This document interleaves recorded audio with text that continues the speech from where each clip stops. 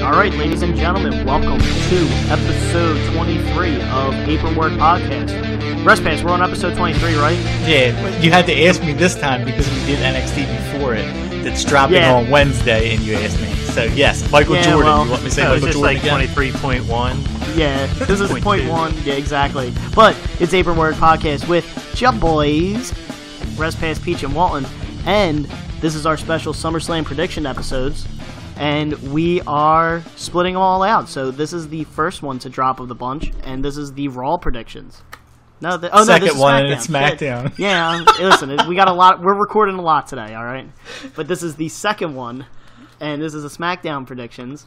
And we have a special guest joining us this week for the predictions. So our special guest is a previous guest host on this on Apron Work Podcast, and Greg Hall has returned. Greg, how you doing today, bud? And here I thought all my prep work for the SmackDown stuff was wrong. Again, I was about to shit my pants. Again. This is why we like having you on, because it helps show me... Wait, what's prep work? Yeah, this is also true. AKA I just watch every episode. Yeah, this is why we like having you on, because it helps me learn how to be a host of a podcast. Greg Hall, as you're all aware, is the host of We Podcast and We Know Things.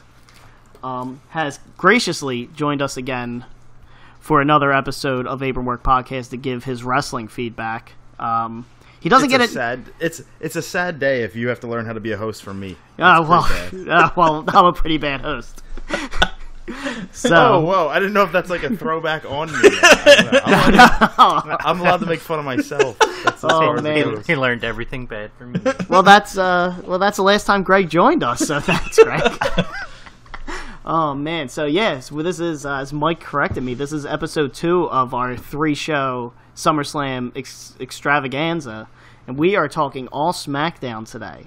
So right now there are 6 total SmackDown matches confirmed for Survivor Series or SummerSlam, and we also threw in here, just to even out the card a little bit, the Cruiserweight Championship match.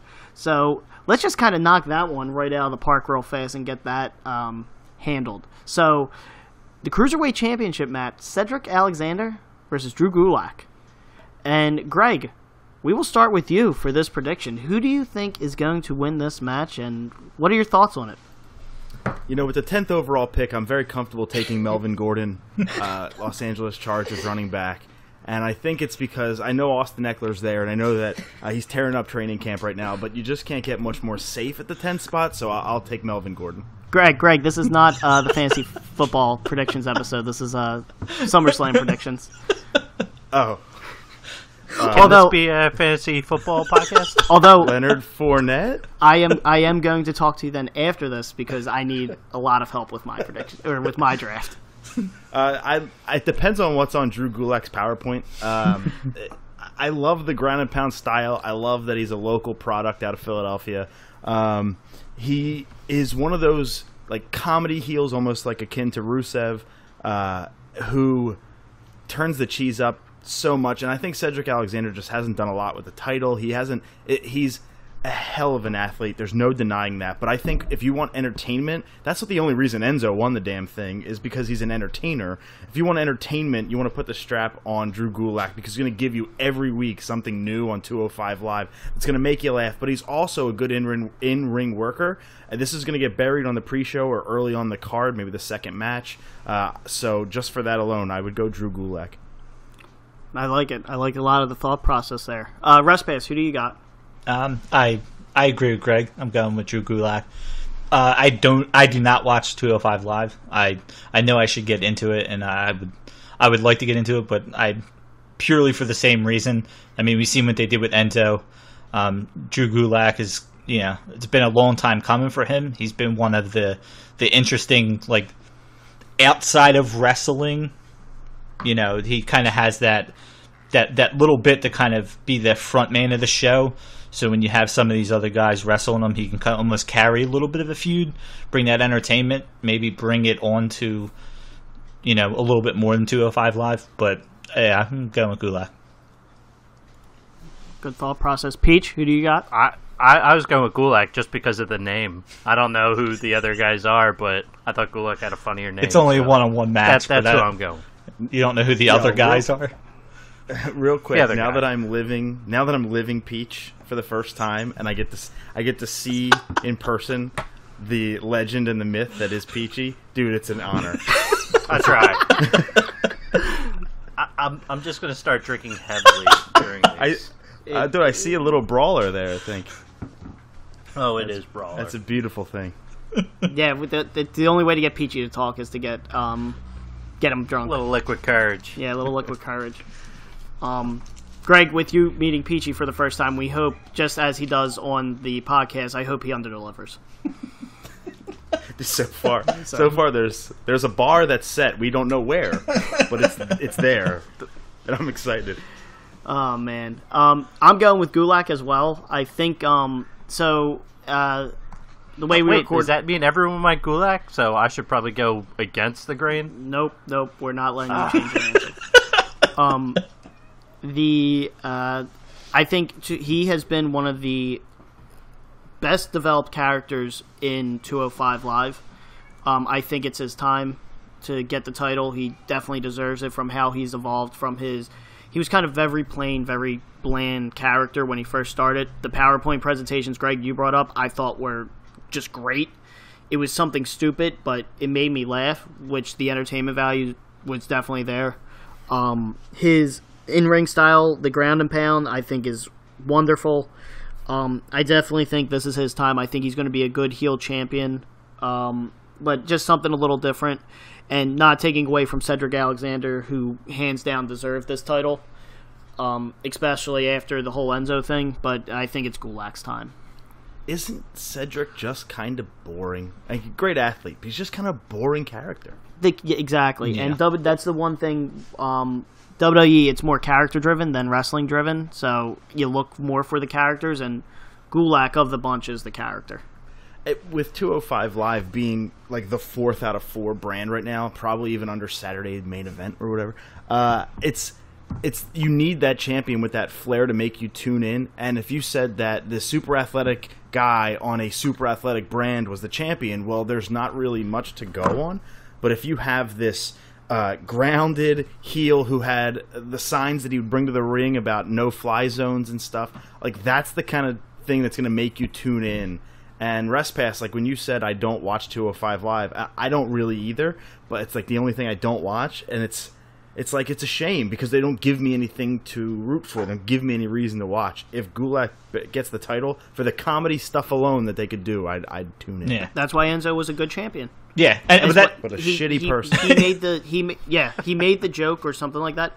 The only time 205 Live was the main event of Raw was when he was champion. Yeah, and I don't think.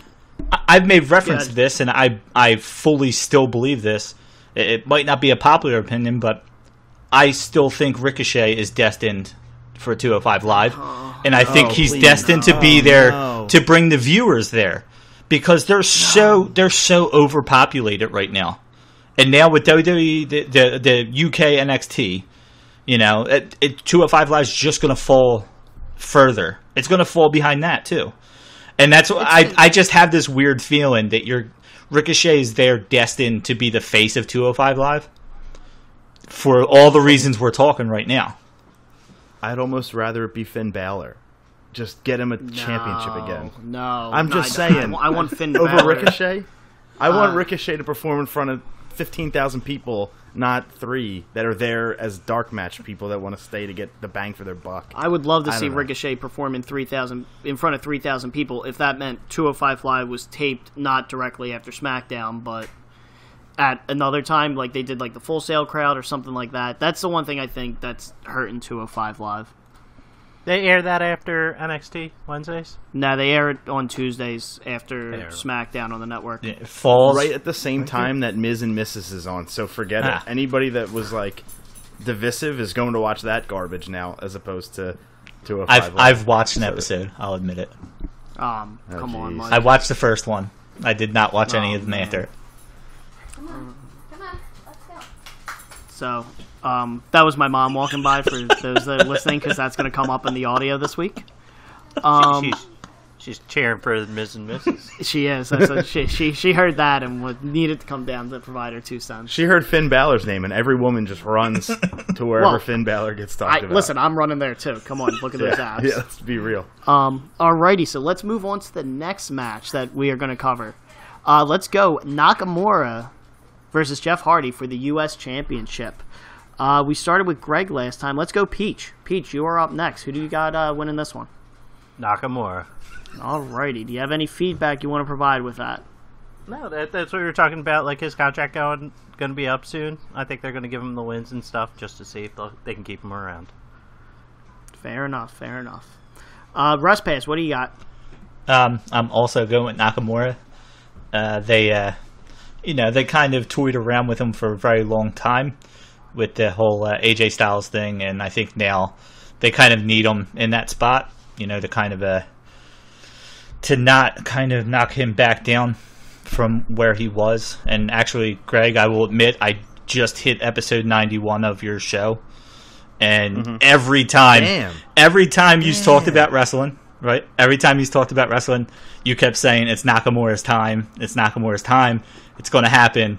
He's going to beat AJ, and they went through all those matches. So I think now he, it is his time, just as the U.S. champion.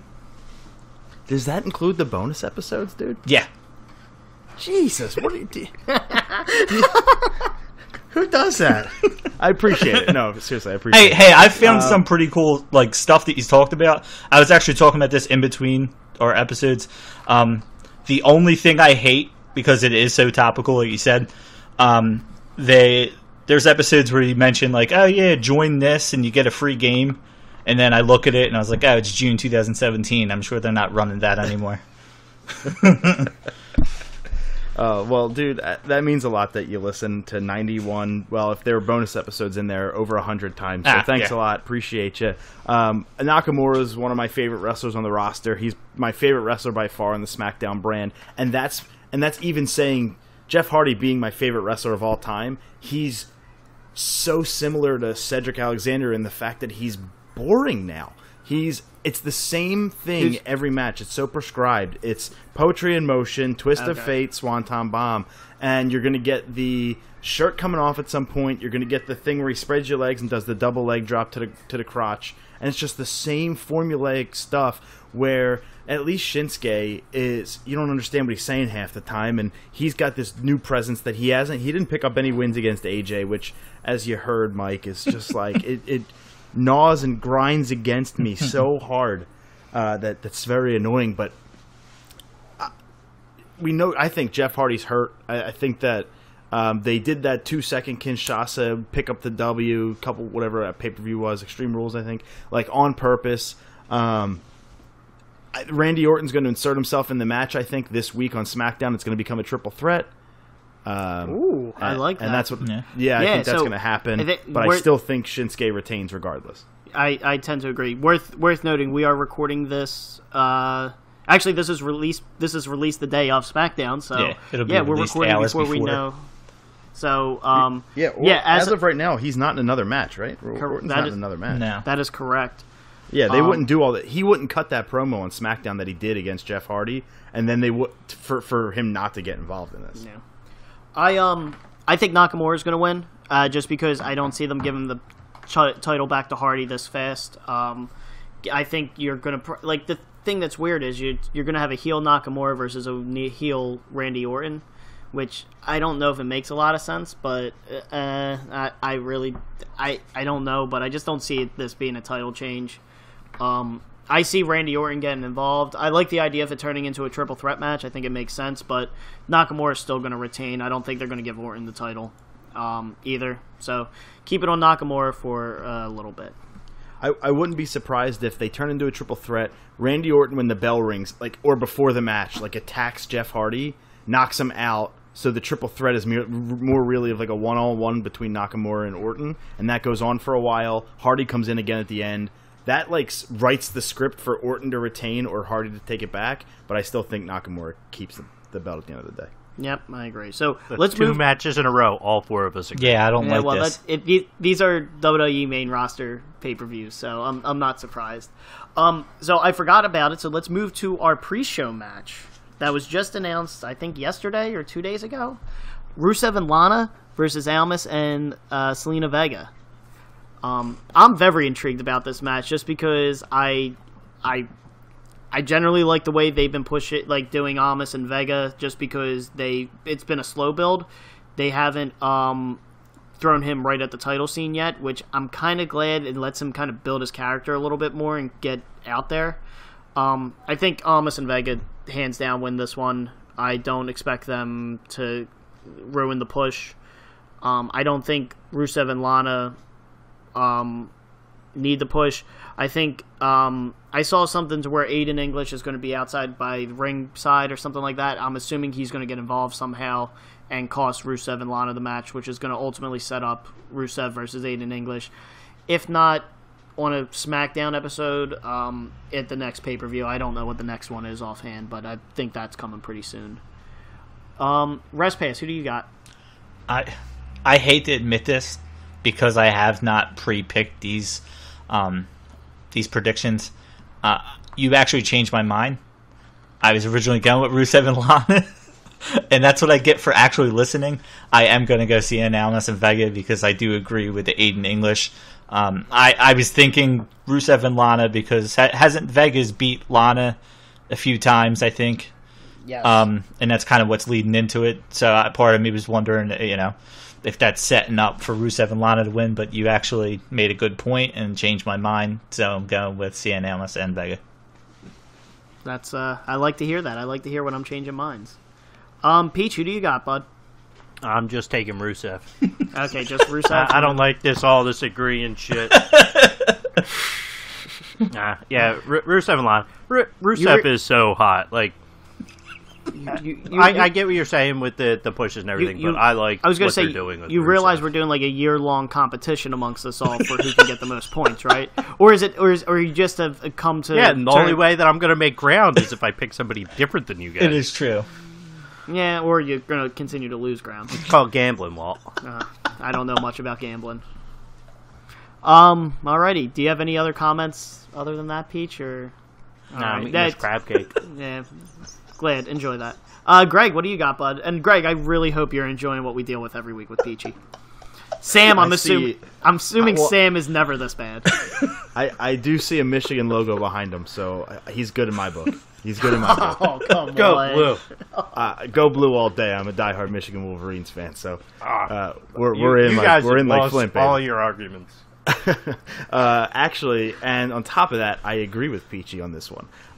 So Jesus, I love your idea of the whole Aiden English thing, because I think that's legitimate. I think it's real, but I think that he screwed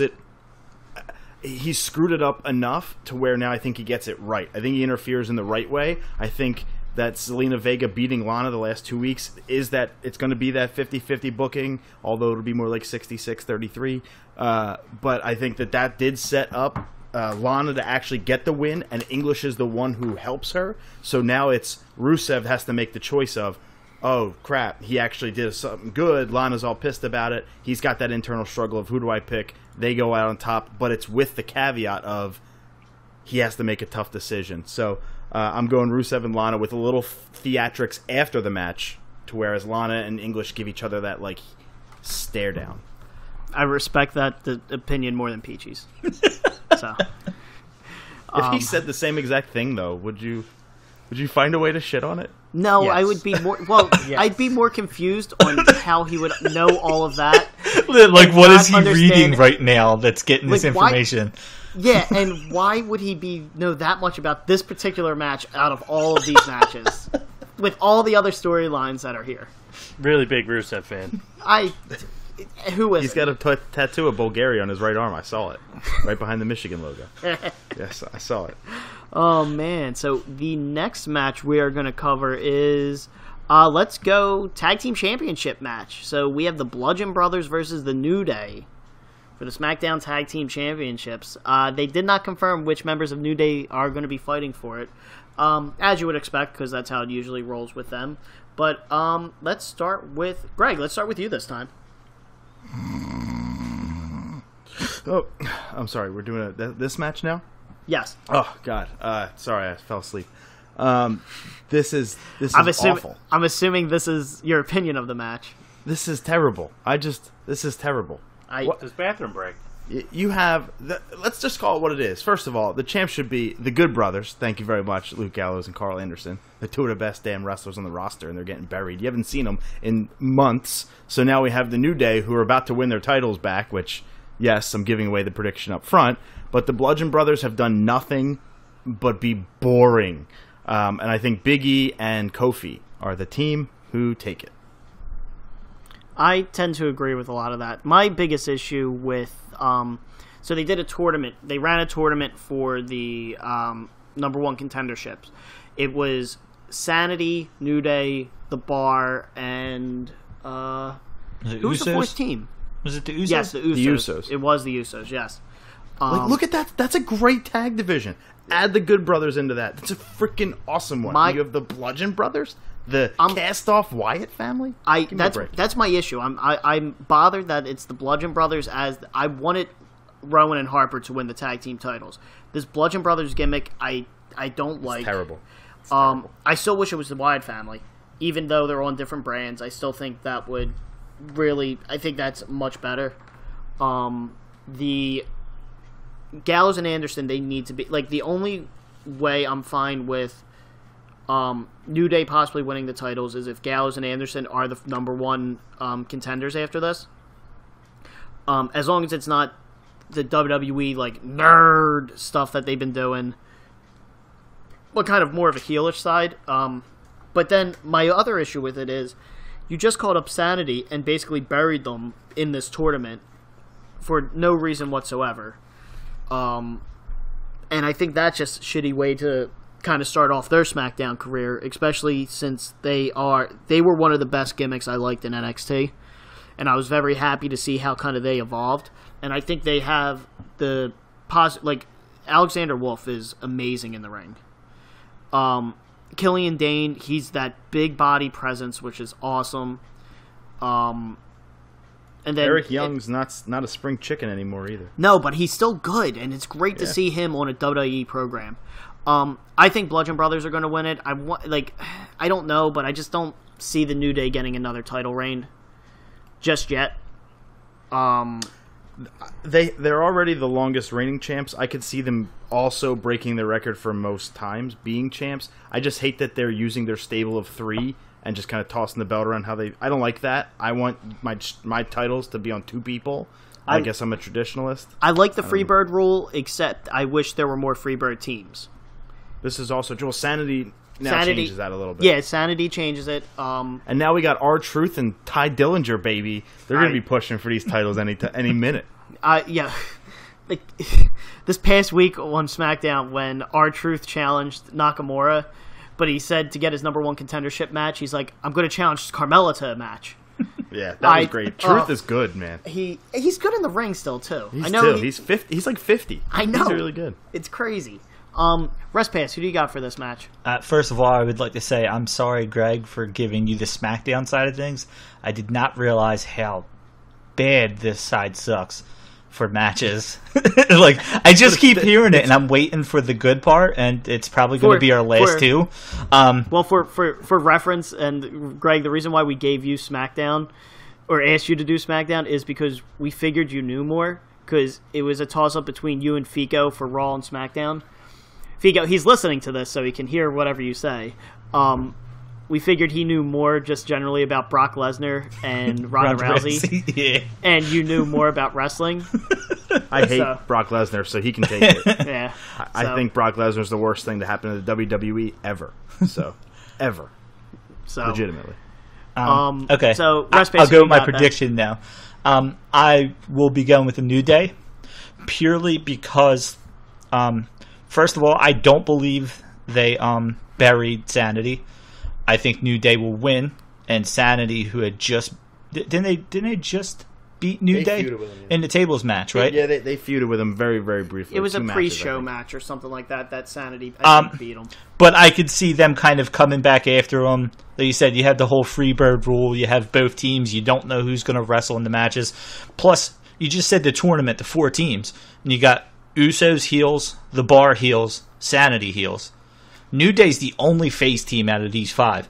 And you're talking about the Good Brothers coming back as a heel tag team. That's why they can't. That's why they have to be the goofy nerds, because they need a face tag team here. New Day's the only one.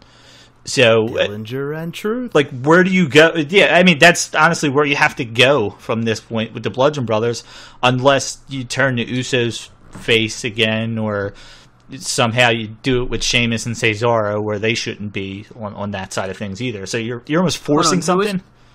Who was that tag team? What? The last tag team you said. Cesaro and Sheamus?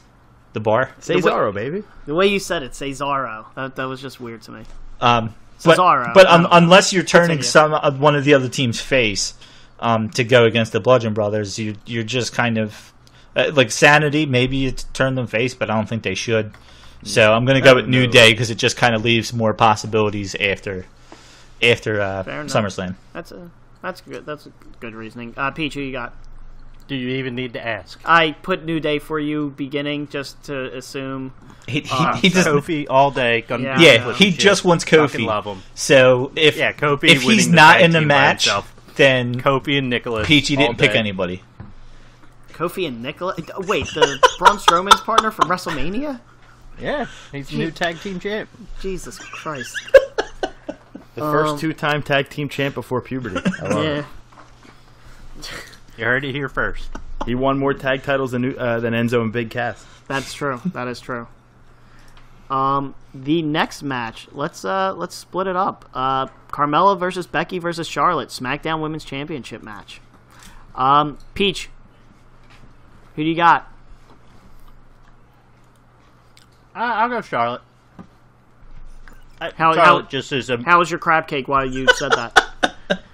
It's pretty good. I was trying to eat it before you asked. That's the wonderful, like, the host, that you've learned from Greg, the little skills there. Pick the guy whose face you could see is chewing and go with him I couldn't first. actually see. The way I tried to duck out of camera so I wouldn't be near the mic. Yeah, well, thank you for that. Do you have any comments on the match? Charlotte, I want her to be back as champion. Fair enough. Greg, who do you got for this one? There are rumors that Asuka's going to join the match too. I don't really necessarily believe them because she hasn't even been on TV because they're burying her, which is great to see. Sarcasm. Mella's money, man. Mella is money. She's staying. She's got to retain this title. Becky and Charlotte go on that little feud. You saw them start to get that little heat, the little stare down on SmackDown this past week. Carmella retains. I don't know who the hell's going to challenge for it after that. That's why it's like a tough prediction because I can't. Is it going to be Asuka again for the 42nd time? Is she just going to come back? Are they going to call somebody up because they're probably going to have these post SummerSlam call ups? Like Nikki Cross would be amazing, but that's like heel, so I don't know if they're going to do that. It's not going to be the Iconics. So like I don't know where she goes from here. I just know that I want her to be champion for a lot longer because I think she's brilliant on the mic. I think she's getting better in the ring, and I'm totally all about Carmella. Mella's money. She retains. Becky and Charlotte go at it in a feud after this because they won't pull that trigger with Sasha and Bayley. Good reasoning. Respass, what do you got? What are your thought process here? I'm also going with Carmella. Purely, I see a Becky Lynch heel turn. I see a heel turn. Really? Yes, I see. Oh my God, yeah. How? I see Charlotte somehow stopping Becky from winning the title, and Becky kind of getting upset, and then Mella kind of rolling Charlotte up or something like that, or rolling Becky Lynch up, to kind of steal it, and then Becky Lynch just had enough and just kind of pulls a Bayley on Sasha. But like Greg said, hopefully they follow through with it, and it's not we don't have two separate friend team hell no connections.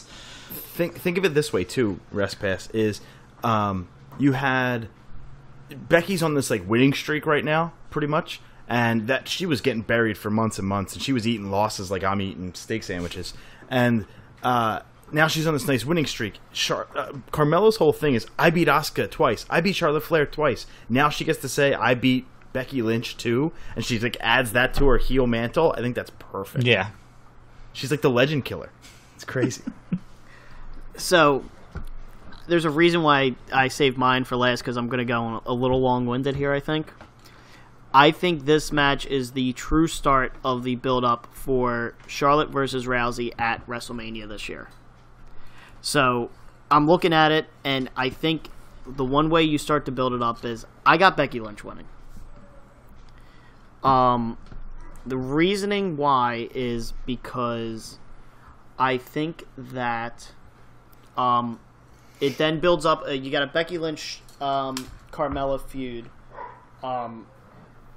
that builds up pretty well after this, just because it gets Carmella gets a rematch. I think it's going to happen on a SmackDown, not at the next pay-per-view.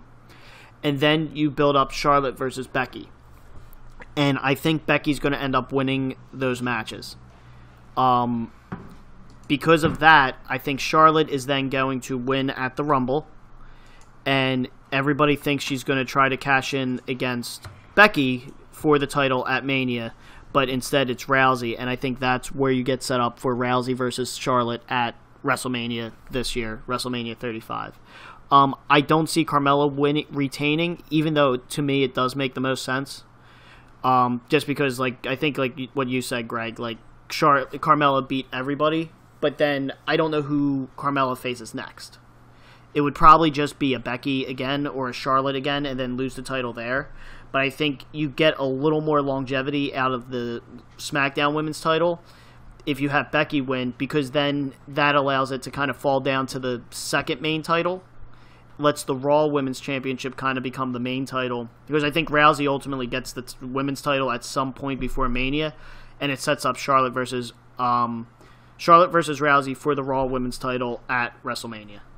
Unless they split like Sasha and Bayley up and they do like a little shake-up post SummerSlam, and they bring Bayley over as the face, and then she goes after Carmella. Like I can see something like that where something happens at SummerSlam between Sasha and Bayley that they break up. But the only flaw I see in your logic is there's just one thing, and it's totally plausible. But the only thing I can think of is last year Asuka won the Rumble on Raw and then defunct the SmackDown to go for the title. If that's the exact same thing, you think they would do that 2 years in a row if Charlotte wins the Rumble and switches brands? I think so. I think because of the Rousey. Now, the only thing with my thought process is it could flip the other way to where Rousey wins and goes to SmackDown to challenge Charlotte. Right. But I think you're going to have you're going to have Rousey as a champion walking in, because I think that's a possible bigger draw for the first, because I'm saying Charlotte versus Rousey as your true main event last match of the night. I think it looks better on the posters and everything like that with Rousey holding the title than Charlotte. When does the Fox deal come in? October 2019. Yeah. 2019 to more. Yes, but that also does help set up for that as well, because I think Rousey will win the title from Charlotte at Mania. Or no, never mind. I'm throwing I don't know. All right, I think. Well, we're going down the rabbit. Yeah. Wait. There's one thing to consider here, guys, that we've all skipped is Evolution. There's something. Rousey's probably going to carry the strap into Evolution. Who if Asuka, Charlotte? I'm saying I forget who I was talking to about this, or if we talked about it on the Women's Evolution episode. But I think you're getting Rousey Asuka at Evolution in order to save Rousey Charlotte for Mania. I think Rousey Charlotte is your premier women's main event that they want, but I don't think they're ready. I don't think they're going to give it away at the women's only pay-per-view just to save that to Mania.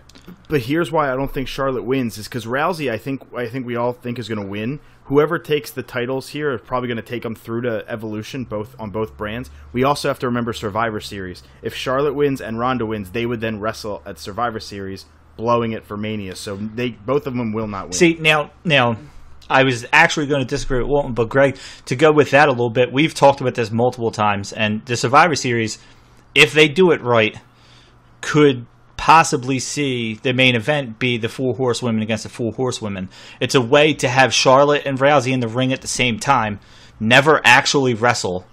You have your champions in the same match. Tease. If you have both of them as champions, you have the champions in both the same match.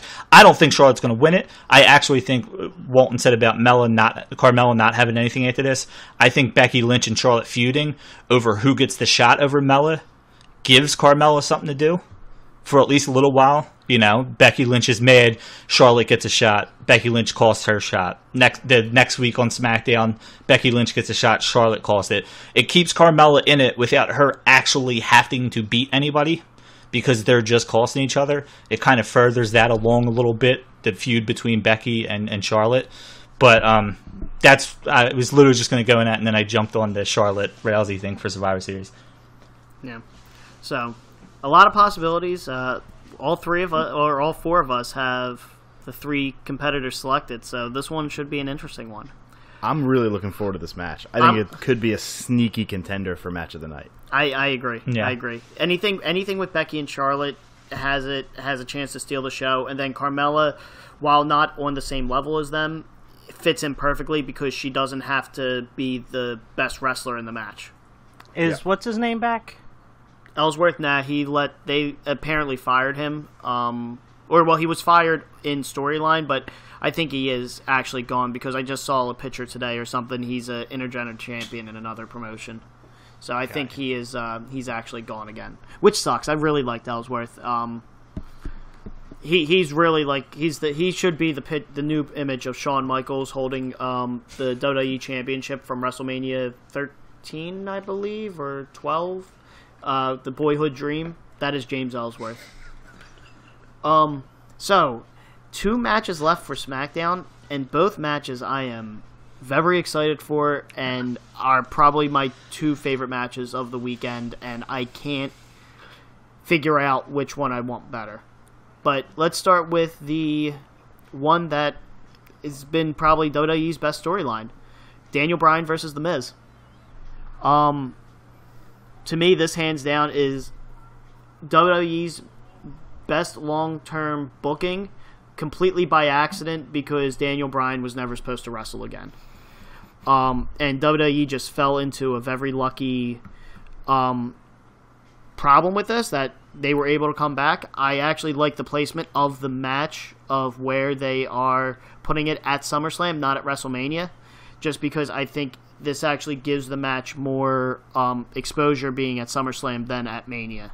So that's kind of little like my history lesson of the match or whatever. But Peach, let's go with you. Who do you got winning? The Miz. I still like his bad guy. He's going to. What did you think I was going to pick, Bryan? Yeah. No, he's going to cheat his way and win. It's more fun to see the Miz win this one than Bryan. Alrighty. Greg, who do you got for this one? A couple things in this match. Number 1, it's too soon. I don't think it should happen just yet. There's plenty more story to tell. I would have taken the John Cena Miz approach from last year where they built it up over months of those funny video packages where the Miz was he was imitating John Cena and all that. That was gold.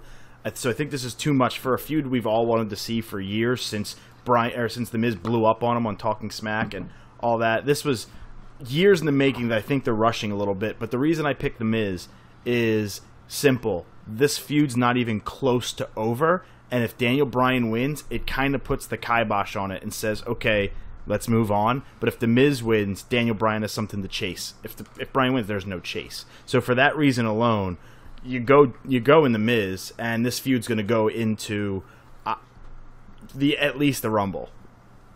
I like it. I go back and forth with this one. I think even with everything I kind of said with I'm glad they did it now, I think Miz is going to win, but I also think they are going to turn this into a three-peat match. To the point, Greg, here's my only counterpoint with you saying the match is too soon. Part of me agrees, but the thing with Daniel Bryan is he has a shelf life, and we don't know what that is. You're right. And I get nervous anytime he's in the ring. In one of the build-up videos that they had for this. Miz hits Daniel Bryan in the back of the head with a vase, and it breaks. Everything worked fine, but whenever I see any of that stuff, I get nervous that Bryan's going to get hit in the head by accident. You know, obviously these guys don't want to actually hurt each other, but like something just misstep or anything like that, Bryan's out with another concussion again. We don't know when we're getting another Daniel Bryan match, if ever. I think, and dude, you're 100% right, but there's two counterpoints to that counterpoint. One is that you can say that about anyone. Yes. Is anyone's one head injury away from never wrestling again? And number two, the team that wins the Super Bowl doesn't play to not to lose. They play to win. Yes. So if WWE keeps taking this cautious approach, we're never going to get Daniel Bryan again. We're just going to get shell of him that is getting a cheap pop from the crowd for doing the yes chant. Like, go all in, use what you got left of the guy, and give it your all. I like your statement of go all in. Hopefully, it's too soon. It's not going to happen. But Daniel Bryan, Culver might pop back in. Yeah, he just heard it. No, but I think the cautious approach is, I agree, but I think this is their first really letting him out of the bag a little bit. I think this has a shot of also being match of the night. Even compared to the WWE Championship match, just because I think this is going to be again some of the best storytelling. Miz and Bryan are their characters are like perfect. They counter each other so well. But I'm glad that we are getting this now because you're Greg. You're right. Any wrestler is one shot away from a head injury of missing out. But with Bryan, I think they are overcautious with him, and if there's any hint of another concussion or something like that coming up, they're pulling him. So let's just get it done now. Get it done at SummerSlam. I think it turns it into more of a main event for SummerSlam. It almost reminds me of like the Lesnar Punk match, to where it's not a main event, but it's one of like your best matches of the night, even from a storyline perspective as well. This is the best match of the night where no title's on the line. Yes. Or briefcase for that matter. I would even say with the briefcase, even with the other titles on the line, this is one of your best matches. Respass, we didn't get to you yet, so who do you got for this one? I'm just very thankful that you both talked after PG, because I felt like I was ill saying that I agree with PG. I see the Miz winning in heelish fashion. My fear for this match, and it's at SummerSlam, and it's supposed to be their second WrestleMania of the year. The thing that I love about SummerSlam is if they're billing it like a WrestleMania, you don't really see part-timers on here other than Lesnar, which is nice. Because WrestleMania is the part-timer, you got The Undertaker, Cena, celebrities, all that stuff. So in this, it's almost like the full-timers WrestleMania. So I like that they have this match on there. My fear is this match is going to be the shortest match of the night. That The Miz is going to do something very quick, catch Daniel Bryan off guard, and then tell him he doesn't get a rematch to prolong this feud. I have a weird gut feeling that this is going to be very, very for somebody wanting to see this match is going to be very disappointing, because I think it's going to be a lot quicker than we think. And I think it's going to be a way to keep The Miz just like, no, you're not getting another shot. I beat you. I proved that I can beat you. And it'll be a way to further it along. I think Miz is winning, but clean. I don't like that, but I think they're going to have him win clean to help continue this. Similar to the way he would win heel and doesn't need to prove himself again. I think he's going to win clean and go from that route as well. So last match of the night should be your main event, but won't. AJ Styles versus Samoa Joe for the WWE Championship. This is happening in a WWE ring at WWE's second major pay-per-view, SummerSlam. I think that's incredible. This is up there, dream match, like same thing like AJ Styles Nakamura. Based off of what we saw for Styles Nakamura, I hope this delivers tenfold over what that match did. For those listening, I posted it on the Apron Work Facebook page a couple weeks ago. I forget when exactly it was. But do yourself a favor and go watch Styles versus Joe versus Christopher Daniels from TNA. I think it was a Turning Point pay-per-view, I want to say 2002, for the X Division title. That was TNA's best match ever.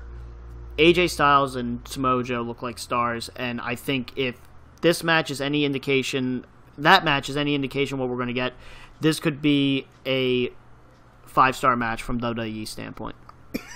I'm hoping that's what we get.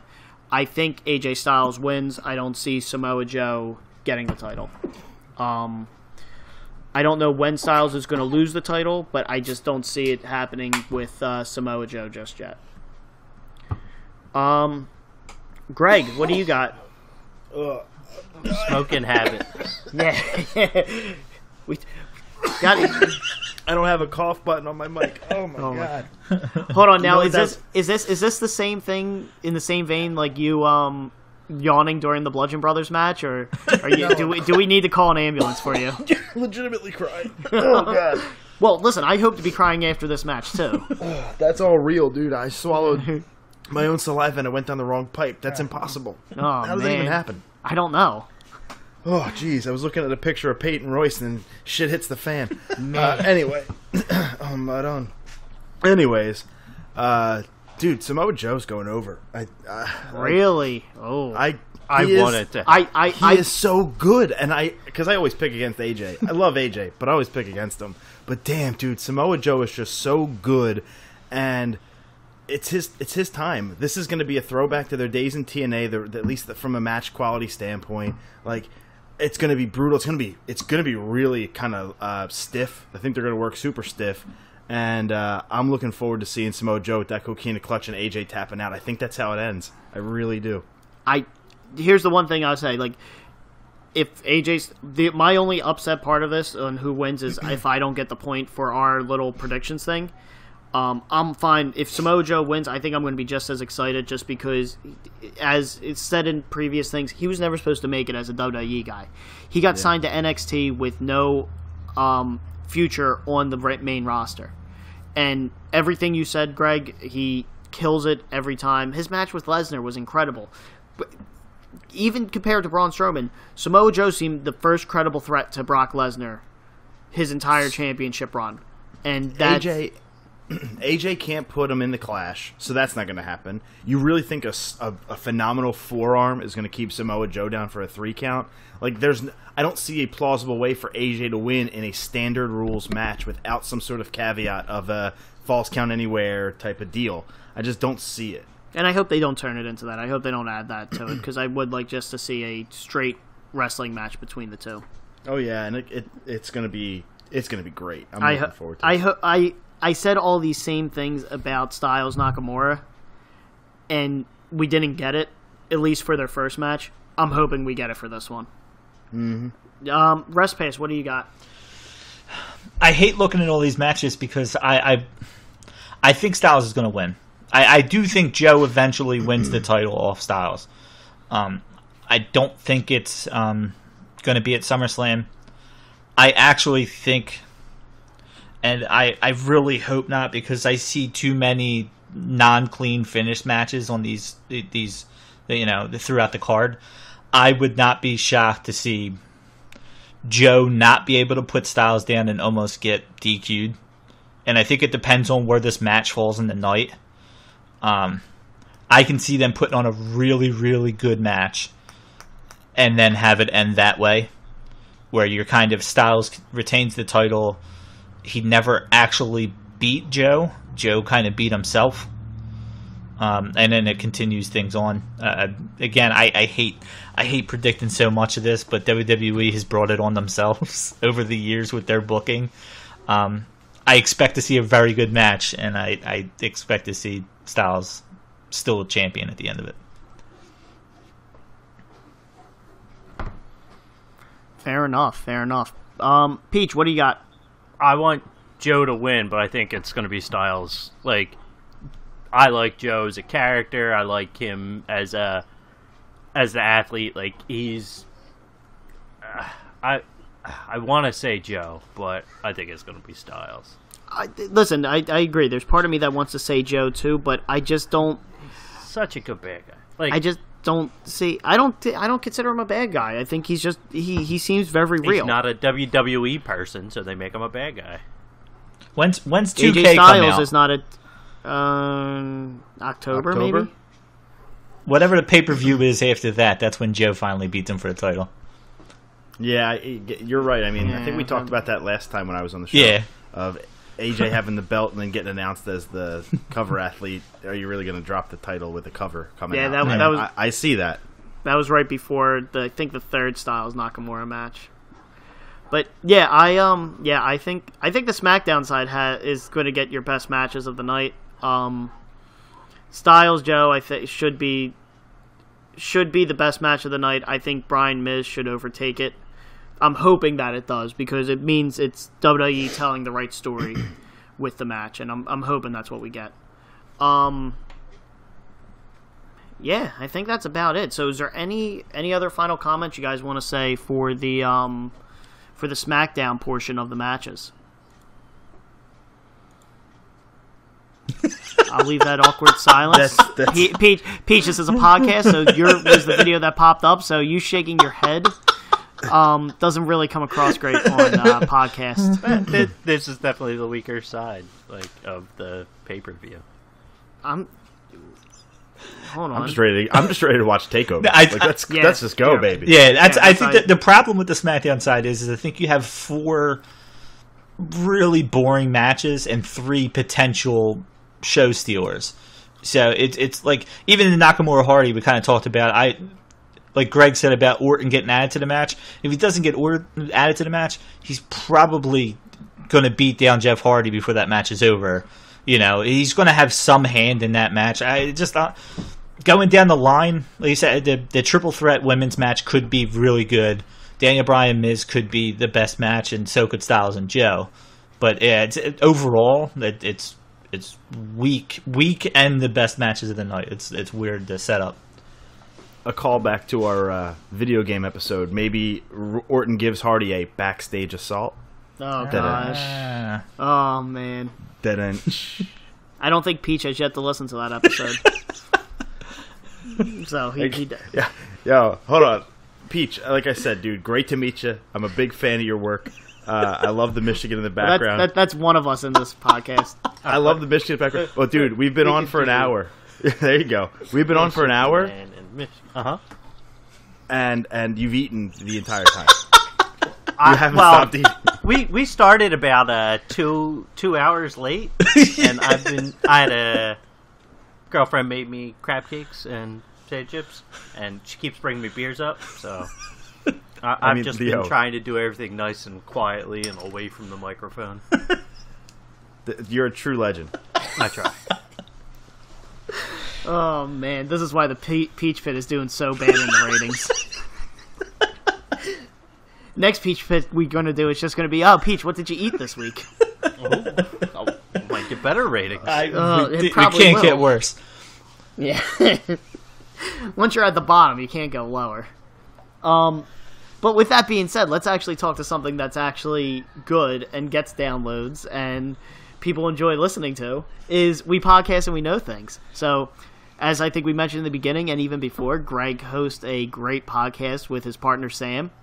That's partner in the podcast, not partner in real life. His life partner. Yeah, we all have a couple life partners. But Greg, what do you guys have coming up on the podcast? When you said it was something great, I thought it was Peachy's solo podcast. Yeah, I don't know. I don't have a name for it, but chewing with Peach. Yeah, I don't know, but dude, craziness. We just passed 100 episodes. We're on episode 104 this coming weekend. You add the 28 interviews we've done, we're over 130 episodes, which is insane. We just hit our 2-year anniversary on July 31st, so like less than 2 weeks ago. We just hit 2 years. Every single week we uploaded an episode for 2 years. The only time we took a break is when I got married and went on my honeymoon. That was the only time we didn't upload an episode. So it's been a long 2 years. Now with a baby on the way, I'm like, how much time can I actually do this? And, you know, I think my wife has been great in giving me support on that. And even with a baby, she's like, listen, you got to do what you got to do. And, you know, I know how much the show means to you. So, and if it was just a show that, like, you know, we did for fun, that's one thing. But we do this as like a second full-time job. We put our heart and soul into it. We're about to hit 30,000 people listening to the show. So that's a pretty big milestone that we're super excited for. I do want to call out before you go any further 2 episodes. One I listened to, the other I still have yet to listen to, just because I haven't had the time. The Phil Moore interview you guys did was great. It was a real nostalgic interview. I loved.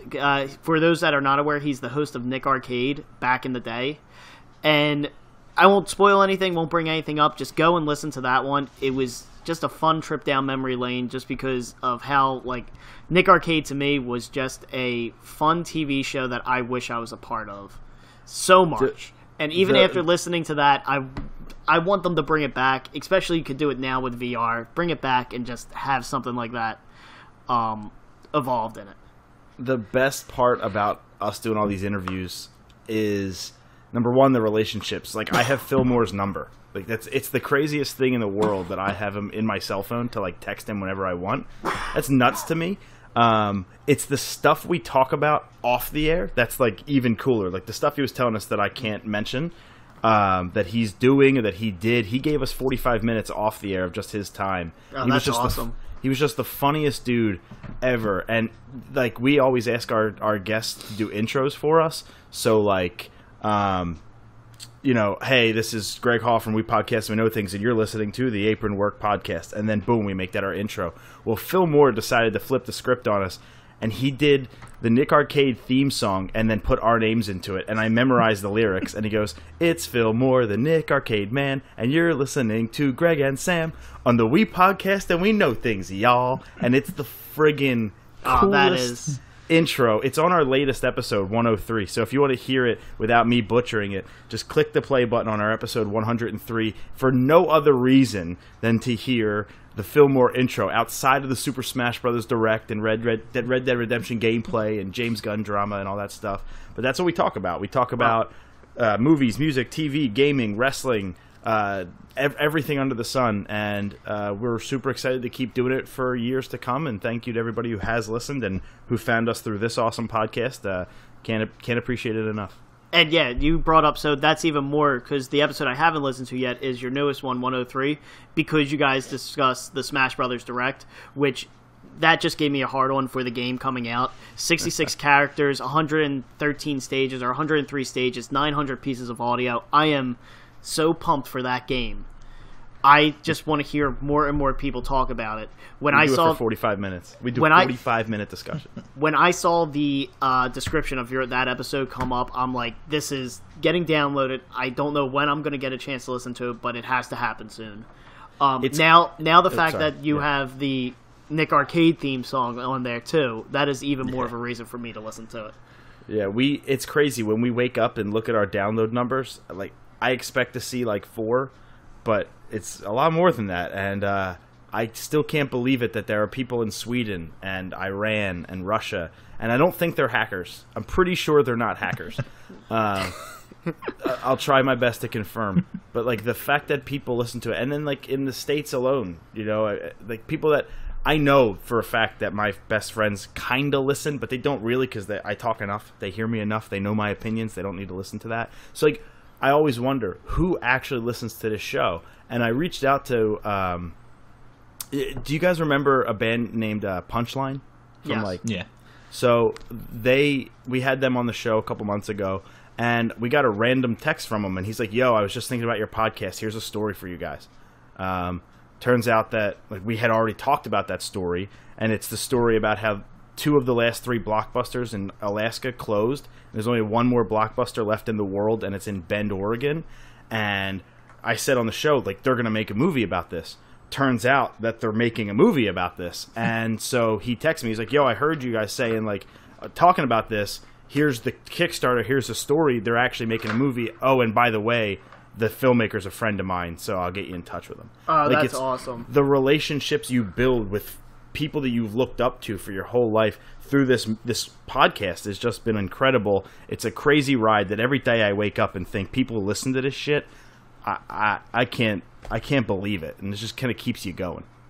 And that's why you guys have quality content. We have Peachy chilling. So Yeah, that's why Sam's I the listen best to you damn guys. voice in the business. Sam's the best damn voice in the business. Let's be real.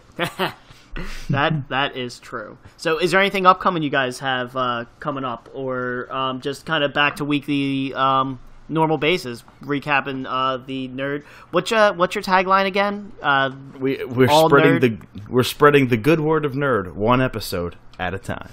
Nice. Then just that coming up for the next couple weeks? We have, I guess I can say it. We don't have a confirmed date yet, but we got Buddy, from the lead singer from Census Fail. Oh, you got Buddy? Yeah, so he'll be coming on the show. We have hopefully the guy from the last Blockbuster coming up. We're doing a live. We're setting it up now. I don't have a date for this either, but we're potentially doing a live episode at a local retro video game store in the actual store. So we're going to do a live episode at Classic Game Junkie in Glenside, PA. So hope to do that with the owner, Francis. We're trying to do that for an interview.